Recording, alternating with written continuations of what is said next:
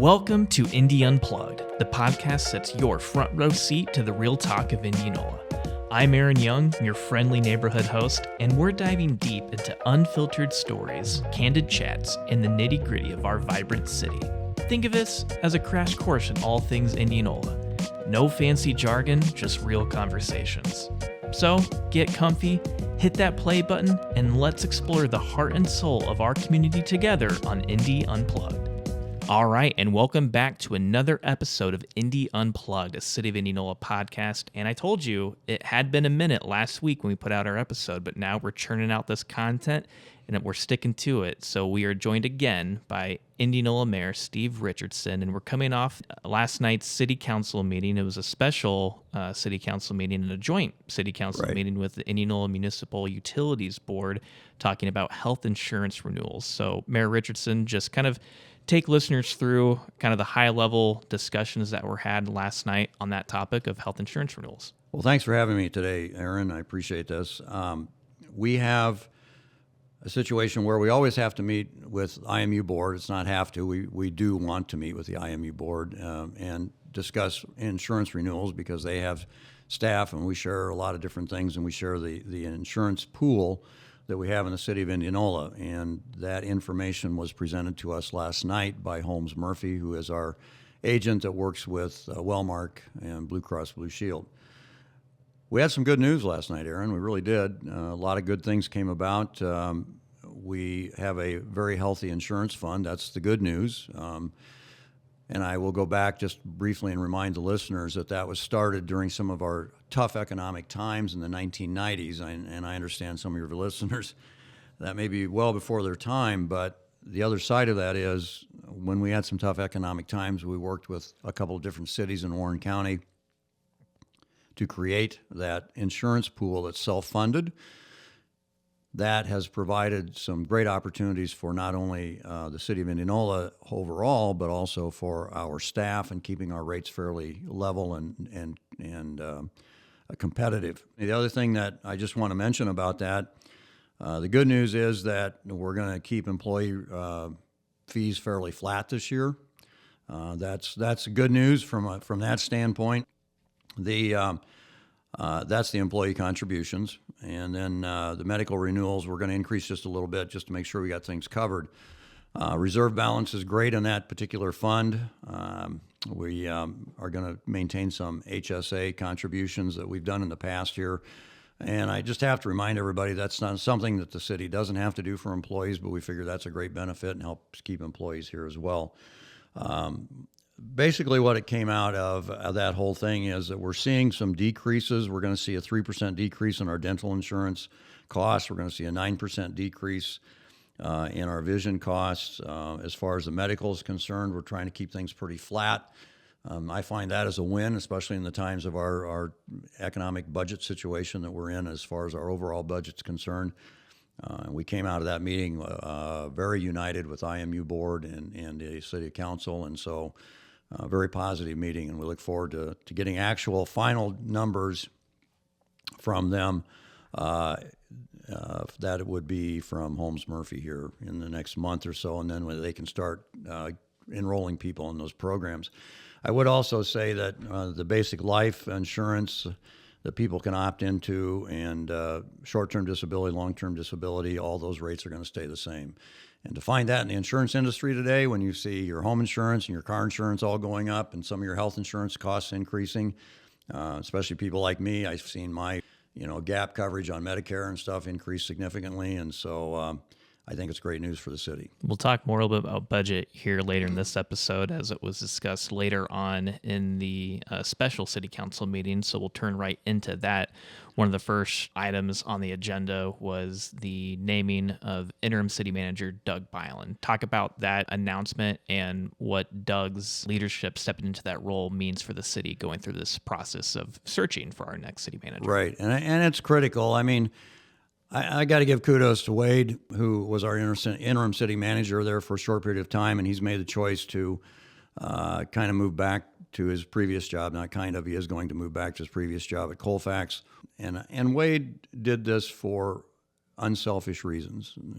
He saw the need in the departments for different cuts in his department that he was going to run, which is community development, that it was going to be a significant impact and it might affect some of his employees there. And he said, look, hey, for me to leave, it'd make more sense, and you can keep the people you've had here for a long period of time. And Wade's very unselfish perspective on that is admirable. I really appreciate what he's done there, although it does seem to say, well, why isn't he staying here, and those kinds of things. It's basically unselfish. He did it for the city of Indianola and for the employees that were going to be in his department, stay in his department. As far as Doug is concerned, a great choice. Doug and I've known Doug for many years and worked with him when I was on the council in the past, and I think it's a great choice. Doug has already worked with a number of the people. He's been in all these department meetings where they've looked at their budgets, and he's got a few more to go. And I also want to give a shout out to Melissa Sones, Councilmember Sones. She's been sitting in on these meetings for the council as well and doing a great job there as well. City Treasurer Doug Shull's been doing the same thing. And Jackie Rafferty, our city clerk, and has done a great job too. And so I just want to say that it's been an overall great process. About a week and a half ago, or 2 weeks ago, I guess now, I'd sent out a memo to department heads and to, at that time, Wade, who is still interim city manager, to take a look at what things could be cut out of the current budget. So there's about 3 months left, or about one quarter of the fiscal year left in what we call fiscal year 25, which ends June 30th. And I asked department heads to maybe consider what cuts could be made. And talking with Councilmember Sones last night, she said they've made significant, and that was the word that was used, progress in looking at what maybe doesn't have to be spent this year. And then we can look at maybe saving that money this year and then applying it to the deficit that we have for next year. I'm very optimistic about the fact that we're going to have that deficit that we talked about earlier, about $1.8 million. I am truly under the belief that we're going to be at a balanced budget when we get to that final June 30th date and for our July 2026 budget year. I just think we're going to be in a great position, and moving forward, it's going to be tough again next year simply because there's things that come along on House File 718 that we're going to have to deal with. But I really would like to sometime, I don't know how we could do it, Aaron, but just kind of give people a tutorial about the amount of money that really is the difference here between what they're paying now in taxes, city taxes, and what they're paying based on House File 718 and some of the changes there. I ran a number for a household that has an evaluation of $300,000. And that household, the city portion, you got to remember your property taxes cover a wide range of things. I know you put that out on our website, and also that dollar bill that shows who pays taxes and what entities. Ours are only about 13 to 15% of your property taxes go to the city. And out of that number, we have to find ways to make everything work with all the departments. And so I would like to be able to show the dollar amount that really is being forfeited based on House File 718, which doesn't seem like a lot for some when you really look at it. $300,000 house, the numbers I ran came out to about $39 a year difference, but you run that over the 5,000 to 6,000 residential properties that we have in Indianola, becomes significant dollars. And then you throw in the 9% change in the rollback that went from 54% to roughly 46%, 47%. That adds a little bit more onto it, so it's another $60 or $70 reduction. Now, that's significant. I get it. Taxpayers, they want, and I'm just like everybody else, I'd like to have lower property taxes. But when that comes about, you have to make decisions then as a city when you don't have the money coming in of what programs you cut and what things that people ask for, what businesses or what civic groups ask for money. You have to be very careful of that because you've got to maintain services that the people in the community want. And so as I go back to that $300,000 house, just the difference in the 810 levy that we charge is now $7.86 for the fiscal year 26. $39, you divide that out, it's like $2.85 a month. That's less than a coffee you buy at a convenience store at your local favorite coffee shop. So, yeah, but yet we got to cut all these other things out of our departments because of that $2.85. And that doesn't include the rollback, which is probably another $3 or $4 each household.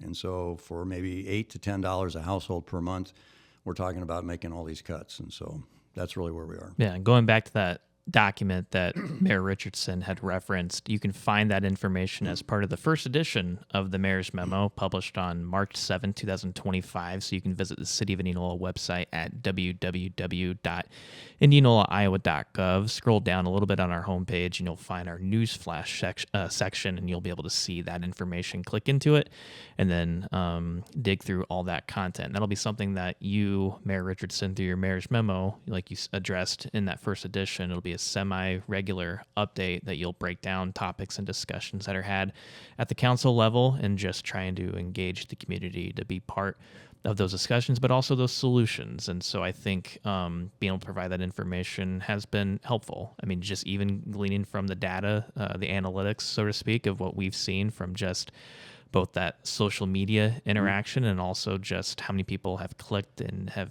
been engaged themselves in that resource. It's been vital. So I think it's a nice tool for the city to provide that information, but also just engage with its citizens. So as we get further down the road with the budget process, so our next council meeting, this will be more discussed along with the property tax public hearing for the property tax levy for that public hearing. That'll be 6 p.m. Monday, March 24th. So with the timeline with budget, what can you tell listeners how they can continue to stay engaged and what they can expect? Well, and again, when we set that budget number on the 24th, it will be the absolute maximum that we can levy. It will also be the actual absolute maximum things that we would probably have to cut out of programs and those kinds of things. So I want people to understand that. But what I also want them to understand is the fact that we are making significant progress on the reduction of that deficit that we've been talking about. My hope, and it's a sincere hope, and I believe that we will be able to go back in and look at some things, departments to be able to maybe put some things back in their budgets. But again, we don't know yet, and we won't know until we get a little closer. As I said earlier, we have a couple of departments that have to go through this process of looking at their line items and figuring out what they're doing. I do want to commend, though, I do want to say, Aaron, that our department heads have been very unselfish. I've been impressed very greatly by how much they're willing to sacrifice for the greater good.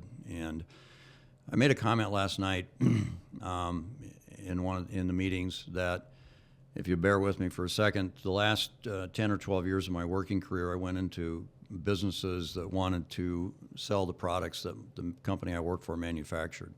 We were looking for nationwide distributors, people that would distribute in certain territories. And one of the jobs I had was to go in and evaluate different businesses to see if they would be a good fit for the company. I think I got pretty good at going in a week's time and evaluating a business to decide if they would be a good fit for our company or if our company would be a good fit for them. A lot of those companies, I've been out of that job now for 5 years. I retired about 5 years ago. I have constant contact with the senior vice president and people that I associated with in that company. Those distributors are still with us today, the ones that I brought on, so I think I got pretty good at that. In the 35 plus hours I spent last week in the city hall, listening, being in an office and listening to things going on around me and outside and talking with people and everything else, Aaron, I would have hired, if this was a company, I would have said, hey, we need to bring them on board. These are the people we have. They're exemplary. They are trying to find a way to make sure that we all work together. We all try to find a way to do it, from the departments that have the smallest budgets to the departments that have the biggest budgets. They're all making sacrifices for the greater good of everybody, and I'm just blown away by that. I think it's just tells what kind of a staff we have in Indianola, and I'm very appreciative of what they're doing. Appreciate the work that our budget group is doing with these folks. But just the fact that they went in and looked at this current year budget and started to say, hey, we don't need to spend that. We don't need to spend this. We're going to put it, we'll put it off. It's not critical. Just all of those kinds of things add up to say thank you. So what I want to say thank you to our staff. I know. Thank you for that. And I think, we also celebrated our employees last Friday. Absolutely. At our annual awards banquet. Yep. And you were kind of the quote unquote MC of the yeah, evening. Yeah. But you shared similar sentiments, and we had, the vast majority of staff from practically all departments in attendance, and it was just a special night, even amid kind of some uncertainty or just some frustrations as we're going through this process collectively. It's still that intentional opportunity to come together as one and celebrate how far we've come, because there are a lot of accomplishments that we collectively have achieved. We've got a lot of employees that have been with us a long time, and we've got a lot of new ones too. I mean, I handed out a lot of 5-year certificates up to 25-year certificates, and I was happy to do that. I think we maybe had, you can correct me if I'm wrong, maybe about 90 people in attendance, which I thought was probably one of the best attendances we've had in a fair amount of time. And I appreciate the opportunity to say a few words and thank the staff for what they're doing. People in the community on social media and things, words matter to people. City Council, IMU board, everybody, what we say, all the words matter. And I got to tell you, it would be easy for the morale of our staff to get down because of the cuts we're having to make and, the uncertainty of things. But I got to tell you that they're resilient. This staff is resilient, and that's probably the best word I can say. And they love the city, they love their jobs, and I got to tell you that I'm just so impressed. Yeah, and I was going to say, too, passion to serve. I mean, whether you call Indianola home and you live here, those who have listened to this podcast and know me personally, I live outside of city limits, but I spend more time in this community often than I do my own or my home, and I love that in the aspect because I did grow up here. And so I think across the board, whatever as a staff, our backgrounds and our stories are, that's kind of that one constant where it is that passion to serve this community of Indianola. And I would just say, Aaron, you need to move to Indianola. Hey, so I have tried to have that conversation with my wife. So trying to plant that seed a little bit as time goes on. Yeah. So yeah, for individuals and listeners who want to learn more about our awards banquet and the list of honorees, we recently published online again at www.indianolaiowa.gov the full list of longevity awards, customer service awards, and our employee of the year, JC West, our adult services librarian at the Indianola Public Library. So you can check out all that content on indianolaiowa.gov as well as our social media. I would just say we had 4 nominees for Employee of the Year. Everyone was deserving of it, but JC obviously rose to the top. And it's just great to see these things, and I do appreciate all the work the Engagement Committee did. Well, Mayor Richardson, before we close, is there any other messages or just things that you'd like to update community on for this week? No, I think we've got a lot of good things going on. I'm going to be with the Mayor's Youth Council for the first time tomorrow. We're going to Harvest Academy to tour that facility. That was already set up. Really haven't had a chance to meet the kids yet. I'm excited to see them. As I said before, I taught school for 23 years. I love kids. I love being around kids, and hopefully they will find the experience with me in a positive manner as well. But a lot of meetings this week. I'm going to try to set up meetings with you, and I are going to work on setting up meetings so I can meet with all the department heads and all the staffs. And I haven't had a chance to do that. I've just been so busy trying to make the transition, help the transition between Wade and Doug and staff and everything else. And so things are going in the right direction. We're doing well, and I'm sure you and I will talk on this venue one more time, or at least one more, maybe more. Yeah, I'll take it one day at a time and keep building that momentum. Hey, listeners, thanks so much for joining us on this week's episode of Indy Unplugged. As always, be sure to leave us a comment, leave us a review. That way we know that we're hitting the mark with each and every episode. If you want to send us a question, you can also email the City of Indianola Communications Department at communications@indianolaiowa.gov. That way, for next week's episode or future episodes, we can answer your question on the podcast. And eventually, maybe as we approach season 2, we're still in season 1 of Indy Unplugged, but we want to incorporate more video so we can maybe actually incorporate a video podcast rather than it just being strictly audio. It's a future goal of mine. A lot of different things we can do to keep sharing the stories that are happening within the city of Indianola, but also across our community. And who knows, maybe next time you'll be a future guest of Indy Unplugged.